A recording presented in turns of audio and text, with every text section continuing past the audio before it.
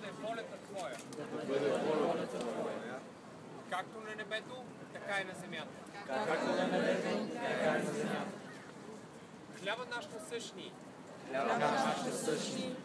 Дай го нам днес. И прости ни дълговете наши. Както и ние прощаваме на нашите длъжници. И не ни въвеждай в изкушение. Но избави нас от лукаваго. Защото Твое е царството и силата и славата за винаги.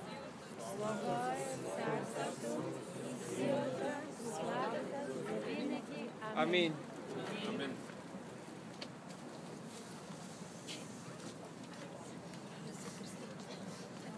Молитва за благословение на българския народ. Господи, Боже на силите. В името на Христа. Чрез което име Ти си благоволил да те призоваваме.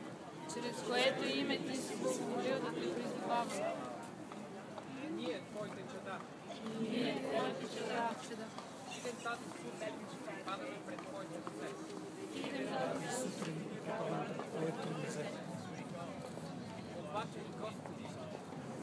Отбачени Господи.